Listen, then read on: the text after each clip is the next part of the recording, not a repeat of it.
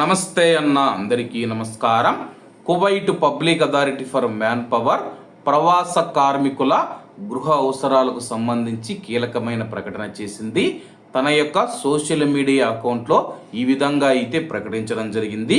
కువైట్లోని ప్రవాస కార్మికులకు సంబంధించి ఒక అవగాహన ప్రచారాన్ని ప్రారంభించామని చెప్పేసి కువైట్లో ఉన్న ప్రవాస కార్మికులు ఎవరైతే ఉన్నారో వాళ్ళ యొక్క అవసరాలకు సంబంధించి 200 కంటే ఎక్కువ మంది కార్మికులు ఉండే భవనాలకు తప్పనిసరిగా ఒక అర్హత కలిగిన నర్సు పర్యవేక్షణలో ప్రాథమిక చికిత్సా గదిని ఏర్పాటు చేయాలని చెప్పి ఆదేశాలు జారీ చేసింది. ప్రస్తుతం కువైట్లోని అపార్ట్మెంట్లలో మనం చూసుకుంటే 200 కంటే ఎక్కువ మంది ప్రవాస కార్మికులు నివసిస్తూ ఉన్న భవనాలు ఏవైతే ఉన్నాయో ఆ యొక్క భవనాలలో అర్హత కలిగిన కువైట్ ప్రభుత్వం అనుమతించబడిన నర్సు ఎవరైతే ఉన్నారో ఒక నర్సు ఉండాలని చెప్పేసి ఆ యొక్క నర్సు కోసం ఒక ప్రత్యేక గది కేటాయించాలి.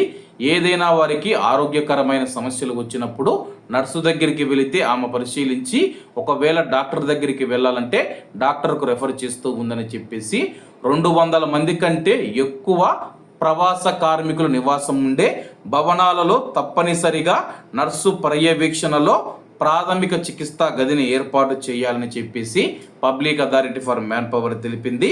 అలాగే కువైట్లోని భవనాలు ఏవైతే ఉన్నాయో ప్రవాసులు నివసించే భవనాలు ఇతర ప్రయోజనాల కోసం కార్మికుల యొక్క రూములను కూడా ఉపయోగించడాన్ని ఖచ్చితంగా నిషేధిస్తూ ఉన్నామని చెప్పేసి అలాగే ఆ యొక్క భవనం ఆవరణలో ఆహార సామగ్రి నిల్వ చేయబడితే సరైన నిల్వల కోసం కంపెనీలు అన్ని ఆరోగ్య మరియు భద్రతా ప్రమాణాలకు కట్టుబడి ఉండాలి.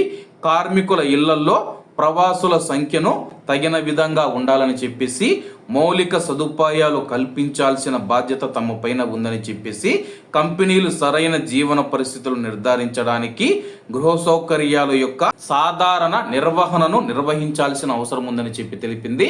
మరి ఎంతవరకు కంపెనీలు దీనిపైన స్పందిస్తాయో వేచి చూడాల్సి ఉంది. కాబట్టి అందరూ బాగుండాలి, అందులో మనం ఉండాలి. అందరికీ నమస్తే అన్న, జై హింద్.